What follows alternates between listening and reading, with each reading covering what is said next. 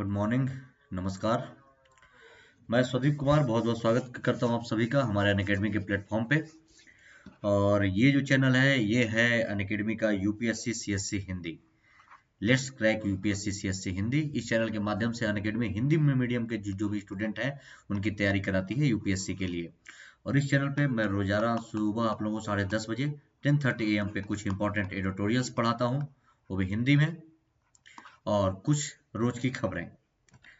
आप लोगों को पता ही है कि अनअकैडमी इंडिया का लार्जेस्ट लर्निंग प्लेटफॉर्म है। आप इसका सब्सक्रिप्शन लेकर के घर बैठे ऑनलाइन तरीके से अपनी तैयारियों को आगे बढ़ा सकते हैं। आप इससे जुड़ेंगे तो आपको जो क्लासेज में मिलेंगी वो डेली लाइव क्लासेज मिलेंगी, लाइव टेस्ट एंड क्विज होंगे, पूरा कोर्स स्ट्रक्चर्ड फॉर्म में होगा, और जो एक्सेस मिलेगा ये अनलिमिटेड में मिलेगा। आप अपने मोबाइल में अनअकैडमी का लर्निंग ऐप डाउनलोड करेंगे और अपनी तैयारियों को आगे बढ़ाते रहेंगे। ये हूं मैं, मेरा नाम स्वदीप कुमार। मेरे बारे में ये है मेरे टेलीग्राम चैनल का लिंक, ये है अनअकैडमी का प्रोफाइल लिंक, दोनों को आप लोग जरूर फॉलो कर लेंगे। 100 से भी ज्यादा टॉप एडुकेटर्स हैं यहाँ पे जो आपको यूपीएससी की तैयारी में मदद करेंगे, हर कदम पे आपकी तैयारी पे साथ रहेंगे। ये अपकमिंग कोर्सेज हैं अनअकैडमी की। और ये है प्लान, दो तरीके का सब्सक्रिप्शन प्लान है, एक है प्लस और एक है आइकॉनिक। प्लस प्लान जो होता है वो कंप्लीट रेगुलर कोर्स होता है। यहाँ पे यूपीएससी का कंप्लीट प्रीलिम्स के लिए, मेंस के लिए, ऑप्शनल पेपर, आपका एसए का पेपर और टेस्ट सीरीज वगैरह कंप्लीट कोर्स की तैयारी होगी। इसके लिए आपको प्लस पे डेली लाइव क्लासेज में मिलेंगे, टेस्ट सीरीज, अनलिमिटेड प्रैक्टिस और पूरा स्ट्रक्चर शेड्यूल होगा। और इसका जो 12वां महीने का चार्ज है ये है 49,500 रुपये 1 साल का। लेकिन अगर आप इस कोड का इस्तेमाल करेंगे, कोड है स्वदीप, तो आपको फीस में 10% डिस्काउंट और फीस होगा आपका 44,550 रुपये। वहीं अगर आप लोग 24 महीने का ले लेते हैं यानी 2 साल के लिए प्लान लेते हैं 2 ईयर का, 72,000 रुपये कोड के इस्तेमाल के बाद 64,800। और 3 साल के लिए अगर ले लेते हैं तो 90,000, कोड के इस्तेमाल के बाद 81,000। तो ये प्लान है प्लस कोर्स का, और आप लोग इस कोड का इस्तेमाल जरूर कर लेंगे कि आप लोगों को फीस में 10% का डिस्काउंट हो सके। और दूसरा है आइकॉनिक। आइकॉनिक में जो है कि ये सारी चीजें तो मिलेंगी ही प्लस कोर्स वाली, उसके साथ साथ आपको यहाँ पे कुछ एडिशनल फीचर्स मिलेंगे, जैसे पर्सनल कोच मिलेंगे जो पर्सनली आपकी तैयारी पे ध्यान देंगे, daily mains question answer writing practice कराएंगे, पूरे स्टडी प्लान के साथ आपकी तैयारी होगी, और पर्सनल फीडबैक भी आपको यहाँ पे दिया जाएगा। इसका जो 12 महीने का चार्ज है वो है 69,500 रुपये। कोड का इस्तेमाल करेंगे, कोड है स्वदीप, 10% डिस्काउंट, फीस होगा 62,550। 24 महीने के लिए ले लेंगे, 2 साल के लिए आइकॉनिक, 1,07,000 रुपए, कोड के इस्तेमाल के बाद 10% डिस्काउंट 96,300। और अगर 36 महीने के लिए यानी 3 साल के लिए ले लेते हैं तो 1,41,000, कोड के इस्तेमाल के बाद 1,26,900। तो ये सारा प्लान है, ये सारी चीजें हैं। अब आप यहाँ पे ऑप्शनल का भी अलग से सब्सक्रिप्शन ले सकते हैं अकेडमी पे। 12 महीने का ऑप्शनल अगर आप 1 ईयर के लिए लेते हैं तो 27,000 रुपए है, कोड के इस्तेमाल के बाद 10% डिस्काउंट 24,750 रुपए। 24 मंथ यानी 2 साल के लिए लेते हैं 2 ईयर का प्लान, 40,000 रुपए, कोड के इस्तेमाल के बाद 10% डिस्काउंट 36,000। और 36 महीने के लिए ले लेते हैं यानी 3 ईयर के लिए 50,000 रुपए, कोड के इस्तेमाल के बाद 10% डिस्काउंट 45,000। और आप लोगों को पता ही है अनअकैडमी कॉम्बैट के बारे में, ये आप लोगों का आप लोग इसमें एनरोल करिए, आप लोगों के लिए सभी के लिए फ्री है, टेस्ट सीरीज है ये, और ऑल ओवर इंडिया रैंकिंग इसमें आएगी, ये जैसे यूपीएससी में आती है उसी तरीके से।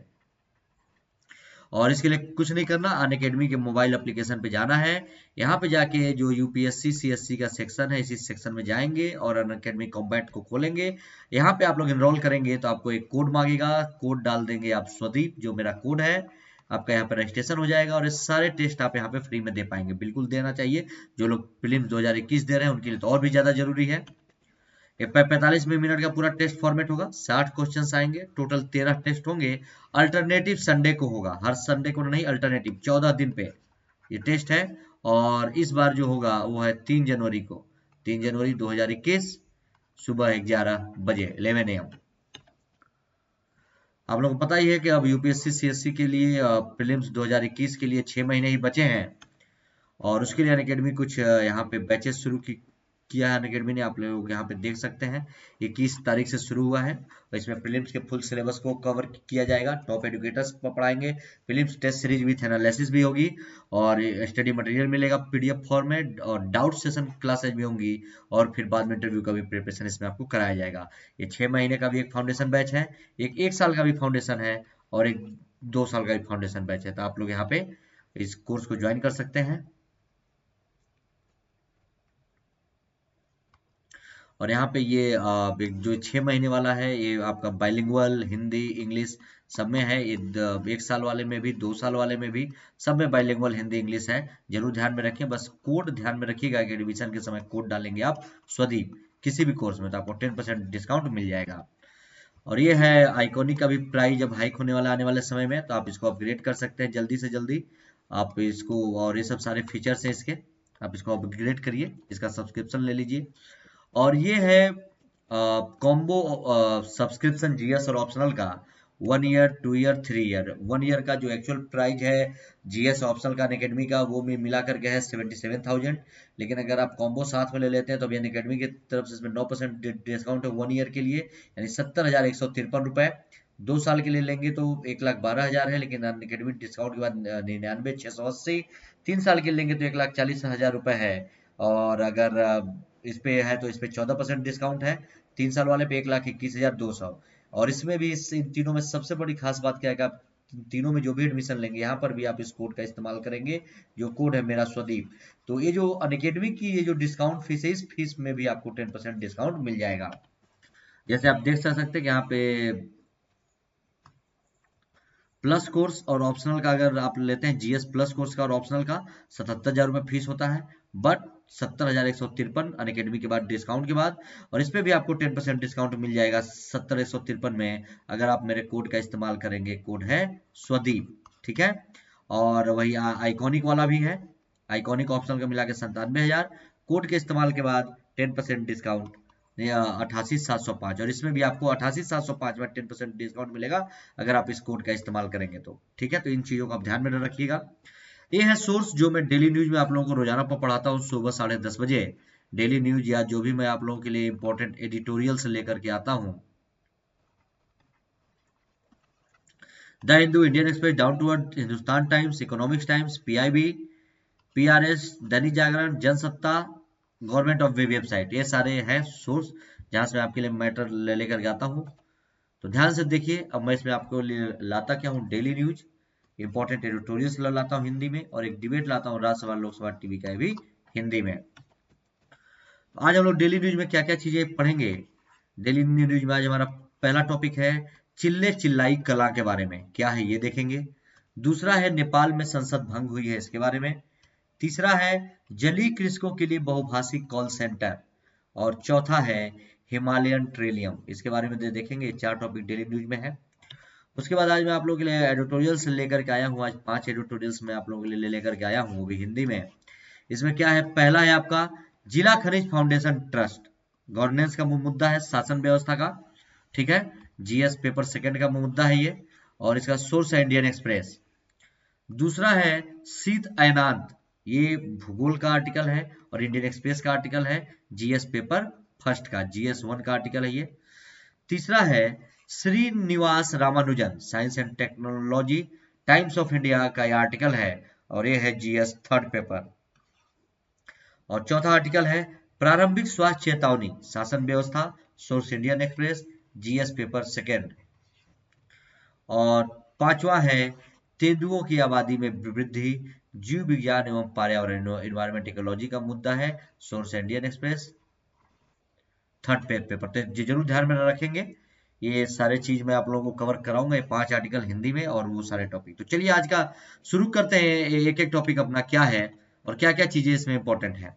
क्या कह रहा है, पहला चिल्ले चिल्लाई कला, क्या है चिल्ले चिल्लाई कला, इसके बारे में देखिए आप लोग ध्यान से, क्या इंपॉर्टेंट है, क्या खास है, क्या कह रहा है कि 21 दिसंबर 2020 को कश्मीर घाटी के ऊपरी क्षेत्रों में कठोर शीत ऋतु के पारंपरिक 40 दिन की अवधि के चिल्ले चिलाई कला की शुरुआत हो गई है। एक्चुअली क्या होता है, कश्मीर घाटी जो है हमारे भारत में, उसका जो उसके जो और भी ऊपर के क्षेत्र है वहां पे जब बहुत कड़क ठंड शीत ऋतु पड़ती है तो यहाँ की पे एक 40 दिन की अवधि होती है, 40 दिन की, 40 डेज की। इसमें क्या है कि इस अवधि को चिल्ले चिलाई कला कहते हैं। इसकी शुरुआत हुई है और 21 तारीख से शुरू हो गया है, 21 दिसंबर से, और ये कब तक, 31 जनवरी 2020 तक जारी रहेगा। ये 40 दिन का होता है, 40 डेज का, जिसको चिल्ले चिलाई का कला कहते हैं। इसमें क्या खास है ये देखिए कि चिल्ले चिलाई कला के विषय में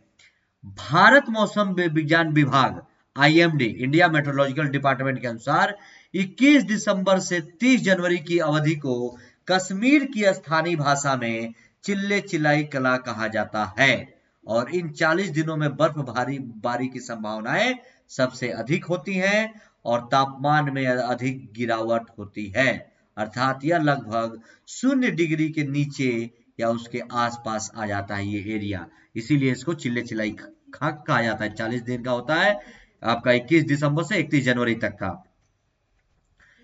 इन 40 दिनों के बाद शीत लहर जारी रहती है। जब 40 दिन बीत जाते हैं इसके बाद भी नेरियाज में शीत लहर रहती है, इसलिए चिल्ले चिलाई कला के बाद 20 दिन चिल्ले चिलाई खुर्द तथा उसके बाद 10 दिन चिल्ले चिलाई बच्चा के नाम से उसे जाना जाता है। इन चीजों को आप ध्यान में रखेंगे।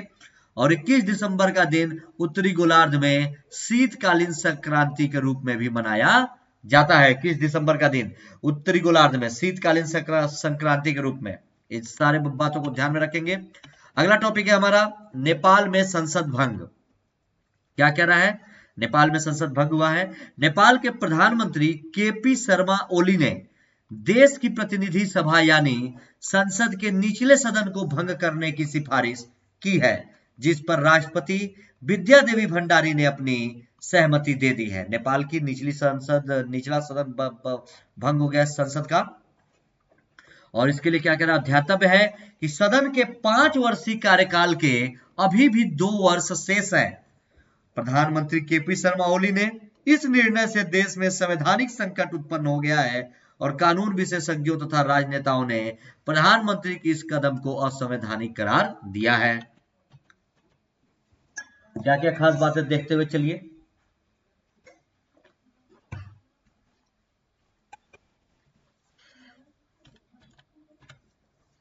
केपी शर्मा ओली को अपने दल के भीतर ही पूर्व प्रधानमंत्री और सत्तारूढ़ नेपाल कम्युनिस्ट पार्टी के कार्यकारी अध्यक्ष पुष्प कमल दहल प्रचंड से राजनैतिक चुनौतियों का सामना करना पड़ रहा था, इसलिए इन्होंने भंग कर दिया।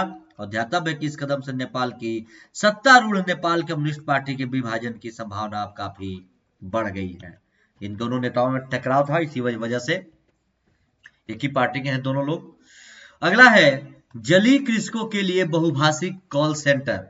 जो जलीय कृषक है समुद्री, उनके क्या है कि उनके लिए बहुभाषिक कॉल सेंटर की स्थापना। क्या कह रहा है ध्यान से देखिए कि समुद्री उत्पाद निर्यात विकास प्राधिकरण यानी MPEDA यानी the marine products export development authority ने हाल ही में आंध्र प्रदेश के विजयवाड़ा में जलीय कृषकों के लिए जलीय कृषकों के लिए एक बहुभाषिक कॉल सेंटर शुरू किया है, जो कि इस क्षेत्र से संबंधित तकनीकी मुद्दों को संबोधित करेगा और इसके माध्यम से जलीय कृषकों को 24 घंटे डोमेन विशेषज्ञों द्वारा कुशल खेती के तरीकों के बारे में ज्ञान भी प्राप्त करेगा।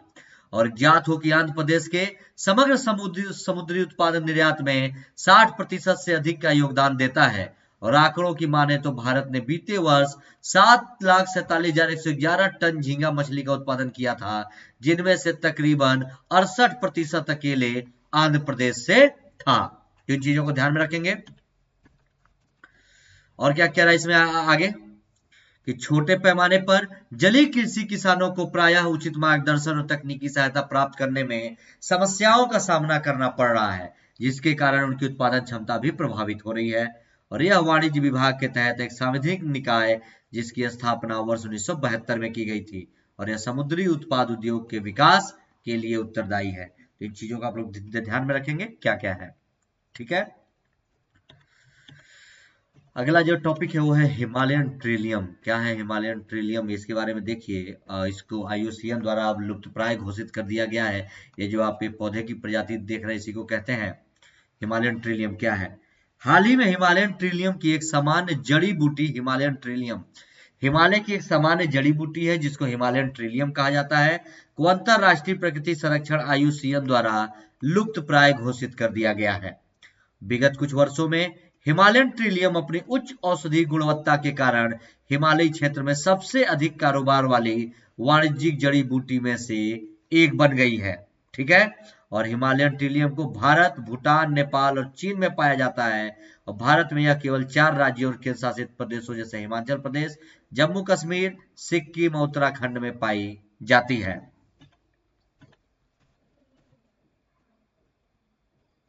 और यह स्टेरॉयड सैंपोनिन का एक प्राकृतिक स्रोत है जो स्टेरॉयड दवाओं का महत्वपूर्ण घटक है। और यह जड़ी बूटी पारंपरिक चीनी दवाओं में काफी लोकप्रिय है और अपनी औषधि गुणवत्ता के कारण घरेलू तथा अंतर्राज्यीय बाजार में इसकी कीमत काफी अधिक होती है। और जिसके कारण इसका व्यापार के पैमाने पर इसका अवैध कारोबार भी होता है। तो ये सारी चीजों के इसीलिए इसको लुप्तप्राय घोषित कर दिया गया है।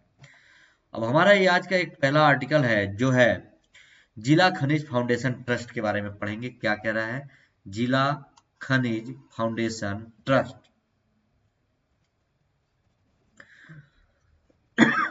सॉरी, एक बार, ये आर्टिकल है इंडियन एक्सप्रेस का।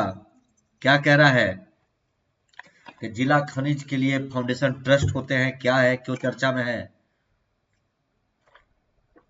ध्यान से देखिए। झारखंड की बात है ये, चर्चा में क्यों है। धनबाद झारखंड के उपायुक्त ने वर्ष 2017 से 2020 के लिए जिला खनिज foundation trust DMFT, district mines foundation trust के फंड के उपयोग के ऑडिट और प्रभावी मूल्यांकन का आदेश दिया है। झारखंड के जो उपायुक्त हैं उन्होंने क्या किया है कि जो 2017 से 2020 के लिए जो भी जिला खनिज फाउंडेशन ट्रस्ट है उसमें जो फंड आया है उसका क्या उपयोग हुआ है उसके ऑडिट के लिए आदेश दिया है। क्या है, क्या क्या, एक एक करके देखिए क्या कह रहा है। संवैधानिक प्रावधान क्या है इसका, पहले ये देखिए क्या है संवैधानिक प्रावधान इस चीज का, कि खान और खनिज यानी विकास और विनियमन के क्षेत्र में संशोधन अधिनियम 2015 के मुताबिक खनन गतिविधियों से प्रभावित भारत के प्रत्येक जिले में राज्य सरकार अधिसूचना के माध्यम से जिला खनिज फाउंडेशन के नाम से गैर लाभकारी निकाय के रूप में एक ट्रस्ट की स्थापना करेगी। ठीक है, इसका संवैधानिक प्रावधान क्या है कि खान और खनिज संशोधन अधिनियम 2015 के मुताबिक खनन गतिविधियों से जो भी प्रभावित है भारत के राज्य, वहां पे एक जिला खनिज फाउंडेशन के नाम से एक ट्रस्ट की स्थापना कर सकती है। कौन, राज्य सरकार। जिला खनिज फाउंडेशन ट्रस्ट फंड क्या है ये देखिए। नियम के अनुसार खनन कंपनियां सरकार को दी जाने वाली रॉयल्टी राशि का 10 से 30% हिस्सा वो जिला खनिज फाउंडेशन ट्रस्ट में फंड देती हैं जहां वे परिचालन में है। जो रॉयल्टी गवर्नमेंट को दी जाती है उस रॉयल्टी का जो हिस्सा है वो उस जिला खनिज फाउंडेशन ट्रस्ट के फंड में जाता है। इसका उद्देश्य क्या है, इस जिला खनिज फाउंडेशन ट्रस्ट का प्राथमिक उद्देश्य खनन प्रभावित क्षेत्रों के जो समुदाय या व्यक्ति हैं उनको लाभ सुनिश्चित करना है, जो कि इस तथ्य से प्रेरित है कि खनन प्रभावित क्षेत्रों के स्थानीय लोग, जिनमें अधिकतर आदिवासी गरीब हैं, को भी प्राकृतिक संसाधनों से लाभान्वित होने का अधिकार है। और स्थिति क्या है इसकी कि खनन मंत्रालय के आंकड़ों की माने तो अब तक देश भर के कुल 572 जिलों में इस प्रकार के गैर लाभकारी निकाय गठित किए गए हैं, जिनमें फंड के तौर पर कुल 40,000 करोड़ रुपए की राशि संचय की गई है। ठीक है,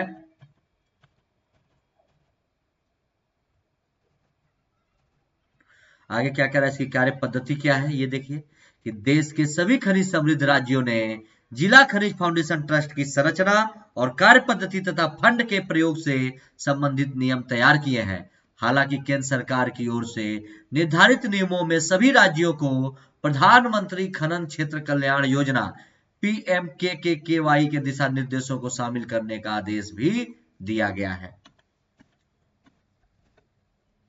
नोडल मंत्रालय इसके लिए है क्या कि जिला खनिज फाउंडेशन ट्रस्ट के फंड का उपयोग कर खनन गतिविधियों से प्रभावित लोगों और क्षेत्रों का कल्याण सुनिश्चित करने संबंधी यह खनन मंत्रालय की एक प्रमुख योजना है। नोडल मंत्रालय के तहत उद्देश्य क्या है कि खनन प्रभावित क्षेत्रों में विभिन्न विकासात्मक और कल्याणकारी परियोजना कार्यक्रमों को लागू करना, जो राज्य और केंद्र सरकार की मौजूदा परियोजनाओं व कार्यक्रमों के पूरक के तौर पर कार्य करते हैं।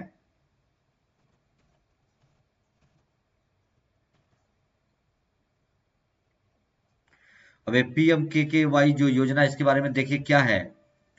वही है प्रधानमंत्री खनन क्षेत्र कल्याण योजना के बारे में क्या कह रहा है। और पॉइंट कि आम लोगों के स्वास्थ्य, पर्यावरण और उस क्षेत्र की विशेष सामाजिक आर्थिक स्थिति पर खनन गतिविधियों के प्रतिकूल प्रभावों को कम करना। प्रधानमंत्री खनन क्षेत्र कल्याण योजना और खनन क्षेत्रों में प्रभावित लोगों के लिए दीर्घकालिक स्थायी आजीविका भी सुनिश्चित करना। इसका क्रियान्वयन कैसे होता है कि कम से कम 60% फंड का उपयोग उच्च प्राथमिकता वाले क्षेत्रों जैसे पेयजल आपूर्ति, पर्यावरण संरक्षण, प्रदूषण नियंत्रण उपाय, स्वास्थ्य देखभाल और शिक्षा आदि के लिए किया जाएगा उन क्षेत्रों में, उस फंड के द्वारा जो आदिवासी समुदाय या उसके व्यक्ति के लोग हैं। और शेष फंड का उपयोग अन्य प्राथमिकता वाले क्षेत्रों जैसे कि अवसंरचना, सिंचाई, ऊर्जा तथा वाटर शेड विकास, पर्यावरण की गुणवत्ता सुधार करने संबंधी उपायों में किया जाएगा। इंडियन एक्सप्रेस का आर्टिकल था, ध्यान में रखिएगा। अगला जो हमारा आर्टिकल है वो है शीत अयनांत। अभी हमने वो पढ़ा था अभी डेली न्यूज में, वो चिल्ली चिलैया वाला जो कश्मीर में है, तो वहां पे बताया था कि 21 दिसंबर का दिन शीत अयनांत होता है। भारत में शीत संक्रांति के उपलक्ष्य में मनाया जाता है। तो वही है शीत अयनांत। क्या कह रहा है ध्यान से देखिए, क्यों चर्चा में है, भूगोल के से संबंधित मुद्दा है ये, और इसका भी सोर्स है इंडियन एक्सप्रेस। तो ध्यान से देखिए क्या कह रहा है। 21 दिसंबर या शीत अयनांत यानी विंटर सोलेस्टिक उत्तरी गोलार्ध में वर्ष का सबसे छोटा दिन होता है। 21 दिसंबर का जो दिन होता है हमारे उत्तरी गोलार्ध में सबसे छोटा दिन होता है वर्ष का, ठीक है। और इस दिन दक्षिणी गोलार्ध में ग्रीष्म अयनांत वर्ष का सबसे लंबा दिन होता है। जो मान लीजिए ये आप इमेज में देख रहे हैं, ये पोल, ये हो गया उत्तरी गोलार्ध, ये हो गया दक्षिणी गोलार्ध। तो जो 21 दिसंबर का दिन होता है, 21 दिसंबर का उत्तरी गोलार्ध का दिन सबसे छोटा होता है, और यहाँ पे वो सर्दी पड़ती है, इसीलिए इसको शीत अयनांत क्या कहते हैं। और ये जो दक्षिणी गोलार्ध होता है यहाँ पे बड़ा दिन होता है, और इसको ग्रीष्म अयनांत कहा जाता है। 21 दिसंबर के दिन को ही ये ध्यान में रखिएगा। सब PDF दूंगा तो आप देख लीजिएगा क्या कितना यहाँ पे टेम्परेचर वगैरह सब कुछ। आगे देखिए और क्या कह रहा है। अयनांत क्या है, अयनांत क्या होता है, पहले ये देखिए सोलिस्टिक क्या है। सोलिस्टिक एक लैटिन शब्द है जिसका अर्थ है स्टार्ड सन, ठीक है, यानी ठहरा हुआ सूर्य। यह एक प्राकृतिक घटना है जो पृथ्वी के प्रत्येक गोलार्ध में वर्ष में 2 बार होती है, और एक बार ग्रीष्म ऋतु में और एक बार शीत ऋतु में होती है। अब शीत अयनांत है हुआ है अभी 21 दिसंबर को, वर्ष का सबसे छोटा दिन उत्तरी गोलार्ध में, और इस समय सूर्य मकर रेखा पर लंबवत चमकता है, और इसी स्थिति को शीत अयनांत कहते हैं। और इस समय दक्षिणी गोलार्ध में दिन की अवधि लंबी तथा रात छोटी होती है, दक्षिणी गोलार्ध में, ठीक है। और उत्तरी गोलार्ध में क्या होता है, दिन छोटा होता है। आगे देखिए और क्या कह रहा है कि वस्तुतः सूर्य के दक्षिणायन होने अर्थात दक्षिणी गोलार्ध में उन्मुख होने की प्रक्रिया 23 दिसंबर के बाद से प्रारंभ हो जाती है, जिससे दक्षिणी गोलार्ध में दिन बड़े व रातें फिर छोटे होने लगती हैं। और इसी समय उत्तरी गोलार्ध में ठीक विपरीत स्थिति देखी जाती है। और 22 दिसंबर के उपरांत 21 मार्च तक सूर्य पुनः विषुवत रेखा की ओर उन्मुख होता है, एवं दक्षिणी गोलार्ध में धीरे धीरे ग्रीष्म ऋतु की समाप्ति भी हो जाती है। तो ये ध्यान में रखिएगा ये सारा चीज। और क्या कह रहा है यहाँ पे कि वैदिक परंपरा के अनुसार अंतरिक्ष में पृथ्वी के उत्तरी गोलार्ध में हुई गति को सूर्य सिद्धांत के रूप में स्पष्ट किया गया है, जो उत्तरायण यानी मकर संक्रांति और कर्क संक्रांति के बीच की अवधि को उत्तरायण कहा जाता है की स्थिति को दर्शाता है, इसलिए शीतकालीन संक्रांति उत्तरायण का प्रथम दिन होता है। अब विशेष शीत ऐलान जो 2020 इस बार क्या है, इस बार खास क्या है, आप लोगों को याद होगा कि मैंने आप लोगों को अभी तकरीबन एक महीने के, अब एक महीना तो नहीं लेकिन हाँ दिसंबर शुरुआत में ही पढ़ाया था कि 21 दिसंबर के आसपास क्या है कि बृहस्पति और शनि एक दूसरे के बहुत करीब आएंगे, ये दोनों ग्रह। ये आर्टिकल मैंने आप लोगों को पढ़ाया था, तो वही इस बार का विशेष क्या है ये देखिए। और ये भी बताया था कि उसी दिन होगा, उस दिन शीत संक्रांति भी मनाया जाता है, यानी 21 दिसंबर का दिन। इस वर्ष एक दुर्लभ खगोलीय घटना में लगभग 400 वर्षों के बाद बृहस्पति और शनि एक दूसरे के बहुत करीब यानी महासंयुग्मन ग्रेट कंजक्शन एक चमकते सितारे की तरह दिखाई देंगे। और मैंने आप लोगों को भी बताया था कि संयुग्मन क्या है, ग्रेट संयुग्मन क्या है। संयुग्मन होता है कि दो आकाशीय पिंड पृथ्वी से एक दूसरे के करीब दिखाई देते हैं तो संयुग्मन कहा जाता है। और महासंयुग्मन है कि शनि और बृहस्पति के संयुग्मन की स्थिति को महासंयुग्मन कहा जाता है, क्योंकि ये दोनों बड़े ग्रह हैं, ठीक है ना, इसलिए ये इसको महासंयुग्मन कहा जाता है। और क्या कह रहा है इसमें कि दिन के छोटे बड़े होने के कारण पृथ्वी का अपने अक्ष पर झुकाव है और पृथ्वी अपने कक्षीय तल पर 23.5 डिग्री के कोण पर झुकी हुई है। और पृथ्वी का आकाश भूभाग होने के कारण, जियोइड होने के कारण इसके आधे भाग पर सूर्य का प्रकाश पड़ता है, अतः आगे आधे भाग पर दिन रहता है, जबकि आधे भाग पर उस समय प्रकाश नहीं पहुंचता, इसलिए आधे भाग पर रात रहती है। और पृथ्वी का झुकाव विभिन्न मौसमों के लिए भी उत्तरदायी है और यह घटना वर्ष में उत्तरी से दक्षिणी गोलार्ध तक सूर्य की गति और इसके विपरीत वर्ष मौसमी बदलाव के कारण है। ये भी इंडियन एक्सप्रेस का आर्टिकल था, ध्यान में रखिएगा। अगला जो हमारा टॉपिक है वो है श्रीनिवास रामानुजन के बारे में पढ़ेंगे। 22 दिसंबर को इनकी जयंती है और इनकी जयंती को राष्ट्रीय गणित दिवस के रूप में मनाया जाता है। राष्ट्रीय गणित दिवस के रूप में, तो ध्यान में रखेंगे आप लोग क्या है। श्रीनिवास रामानुजन के बारे में चर्चा में क्यों है। प्रतिवर्ष महान गणितज्ञ, हमारे भारत के महान गणितज्ञ थे श्रीनिवास रामानुजन। श्रीनिवास रामानुजन की जयंती 22 दिसंबर को राष्ट्रीय गणित दिवस नेशनल मैथमेटिक्स डे के रूप में मनाया जाता है। 22 दिसंबर को, ध्यान में रखेंगे क्या कह रहा है। और इनके बारे में ध्यान से देखिए, रामानुजन के बारे में पढ़िए कुछ इंपॉर्टेंट। श्रीनिवास रामानुजन का जन्म 22 दिसंबर 1887 को तमिलनाडु के इरोड यानी मद्रास प्रेसिडेंसी में हुआ था और 26 अप्रैल 1920 को मात्र 32 वर्ष की आयु में तमिलनाडु के कुंभकोणम में उनकी मृत्यु हो गई थी। और 32 वर्ष की आयु में ही इनकी मृत्यु हो गई थी, ये ध्यान में रखेंगे। रामानुजन ने काफी कम उम्र में ही गणित का कौशल हासिल कर लिया था और मात्र 12 वर्ष की आयु में उन्होंने त्रिकोणमिति में यानी ट्रिग्नोमेट्री में महारत हासिल कर ली थी। क्या क्या इंपॉर्टेंट इनके बारे में। वर्ष 1903 में उन्होंने मद्रास यूनिवर्सिटी की एक छात्रवृत्ति प्राप्त की, किंतु अगले ही वर्ष यह छात्रवृत्ति वापस ले ली गई क्योंकि वे गणित की तुलना में किसी अन्य विषय पर अधिक ध्यान नहीं दे रहे थे। और वर्ष 1913 में उन्होंने ब्रिटिश गणितज्ञ गॉडफ्रे एच हार्डी के साथ पत्र व्यवहार शुरू किया, जिसके बाद वे ट्रिनिटी कॉलेज कैम्ब्रिज चले गए। और वर्ष 1918 में लंदन की रॉयल सोसाइटी के लिए उनका फिर चयन भी हुआ। रामानुजन ब्रिटेन की रॉयल सोसाइटी में सबसे कम उम्र के सदस्यों में से एक थे और कैम्ब्रिज विश्वविद्यालय के ट्रिनिटी कॉलेज के फेलो चुने जाने वाले वे पहले भारतीय भी थे। इनका गणित में क्या योगदान है श्री रामानुजन का, देखिए श्रीनिवास रामानुजन का गणित में योगदान क्या। सूत्र और समीकरण। रामानुजन ने अपने 32 वर्ष के अल्प जीवन काल में लगभग 3900 परिणामों यानी समीकरणों और सर्वसमीकाओं का संकलन किया है और उनके सबसे महत्वपूर्ण कार्यों में पाई की अनंत श्रेणी शामिल है। गणित में आप लोग पाई पढ़े होंगे, वो शामिल है, इन्हीं का संकलन है। उन्होंने पाई के अंकों की गणना करने के लिए कई सूत्र प्रदान किए जो परंपरागत तरीकों से अलग थे, ठीक है।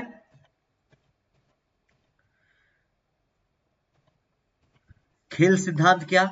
उन्होंने कई चुनौतीपूर्ण गणितीय समस्याओं को हल करने के लिए नवीन विचार प्रस्तुत किए, जिन्होंने खेल सिद्धांत के विकास में भी महत्वपूर्ण भूमिका निभाई है। और खेल सिद्धांत में उनका योगदान विशुद्ध रूप से अंतर्ज्ञान पर आधारित है और इसे अभी तक गणित के क्षेत्र में सम्मान की दृष्टि से देखा जाता है। ठीक है ना। रामानुजन की कुछ पुस्तकें हैं, देखिए कौन कौन सी।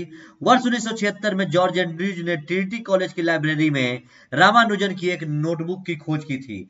बाद में इस नोटबुक को एक पुस्तक के रूप में प्रकाशित किया गया था। रामानुजन नंबर भी है और गणित में रामानुजन का सबसे बड़ा योगदान रामानुजन संख्या यानी 1729 को माना जाता है। 1729 क्या है? ये रामानुजन नंबर है, ध्यान में रखेंगे आप लोग। और 1729 10 और 9 के घनों का योग है। 1729 क्या है? 10 का घन क्यूब और 9 के घनों का योग है। 10 का घन है 1000 और 9 का घन है 927 और इन दोनों को जोड़ने से हमें 1729 प्राप्त होता है। और 1729 12 और 1 के घनों का योग भी है। 12 का घन है 1728 और 1 का घन है 1 और इन दोनों को जोड़ने से हमें 1729 प्राप्त होता है। अन्य योगदान इनके क्या क्या है? रामानुजन के अन्य उल्लेखनीय योगदानों में hyper geometric series, Riemann series, elliptic integral, mock theta function, divergent series का सिद्धांत आदि शामिल है। ये भी 8 टाइम्स ऑफ इंडिया का आर्टिकल था, जरूर ध्यान में रखिएगा। अगला देखिए,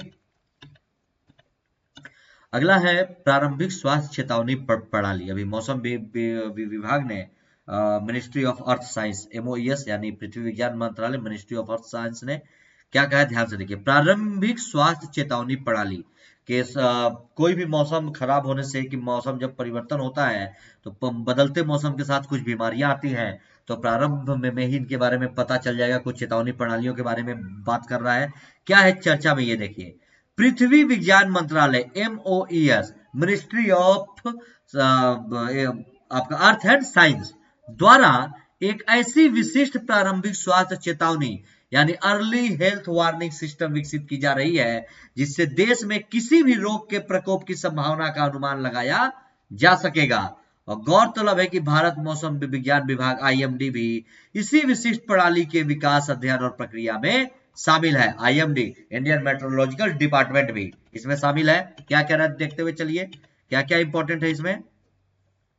पृथ्वी विज्ञान मंत्रालय द्वारा विकसित किया जा रहा मॉडल मौसम में आने वाले परिवर्तन, ध्यान से पढ़िएगा, मौसम में आने वाले परिवर्तन और उन परिवर्तनों से जो रोग की घटनाओं के बीच जो संबंध है उन पर आधारित है।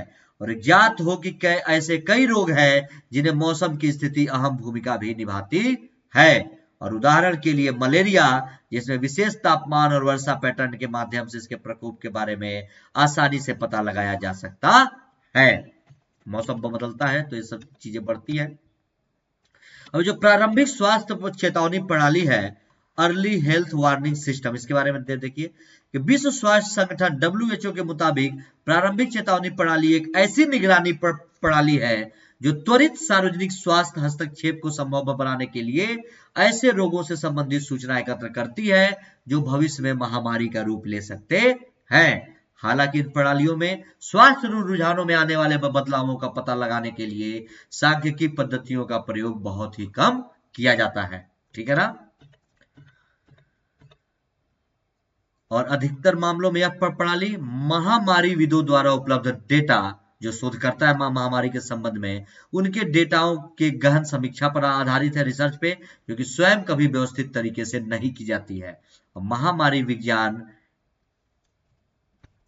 विज्ञान की वह शाखा है एपिडेमियोलॉजी, जिसमें एक निर्दिष्ट क्षेत्र के अंतर्गत रोगों के वितरण, पैटर्न और संभावित नियंत्रण का अध्ययन भी किया जाता है। इसका महत्व क्या है इसका महत्व देखिए। इस प्रणाली का उपयोग वेक्टर जनित रोगों, विशेष रूप से मलेरिया और डायरिया आदि के प्रकोपों का अनुमान लगाने के लिए किया जाएगा। और इसका प्रयोग गैर संचारी रोगों की निगरानी हेतु भी किया जा सकता है। गैर संचारी रोग यानी जो रोग एक से दूसरे में फैलते नहीं है, उसको गैर संचारी कहते हैं। और संचारी मतलब होता है जो एक से दूसरे में फैलते हैं।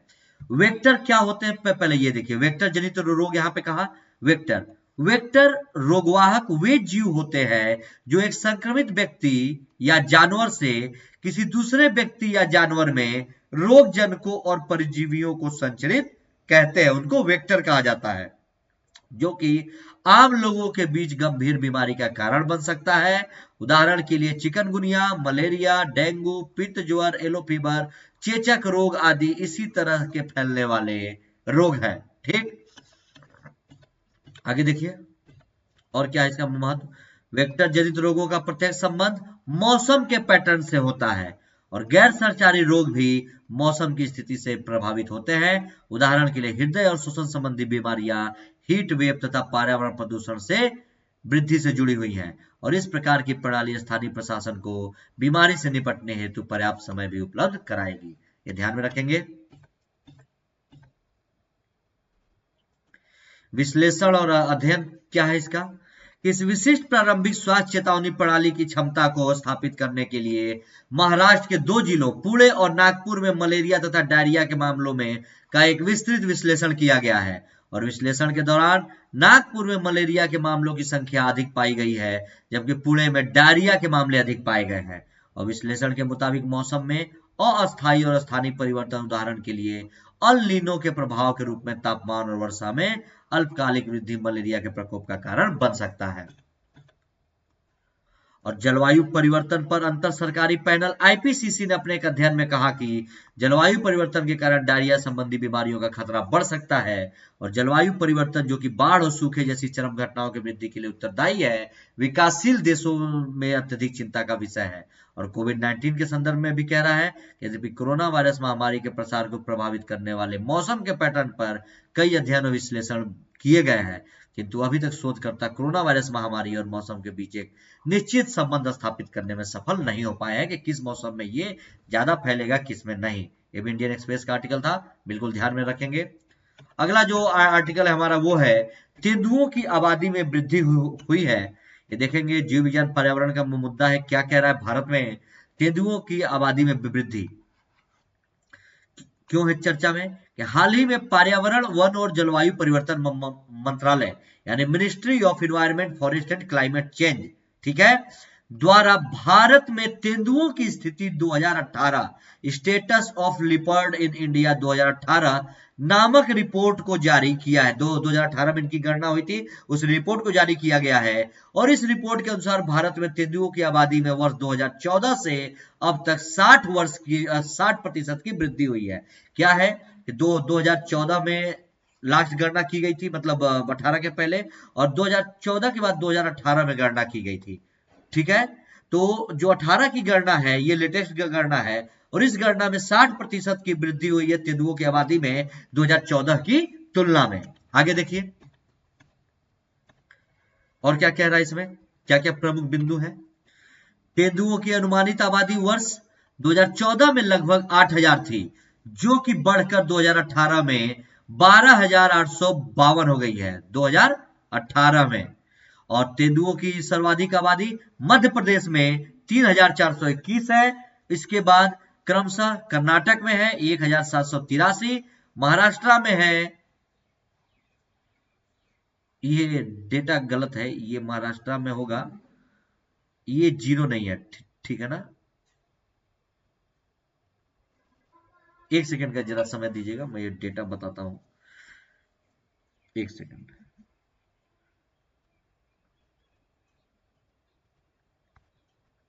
ये टाइपिंग मिस्टेक हो गया है, ये मेरे ख्याल से 1900 भी नहीं होगा क्योंकि 1700 तो कर्नाटक में है, उसके बाद कह रहा तो 1900 कैसे हो सकता है, 909 होना चाहिए मेरे ख्याल से।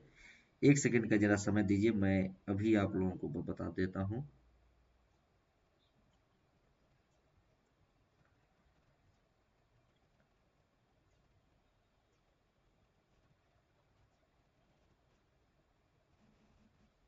ये 909 होगा ना, ये 909 होगा।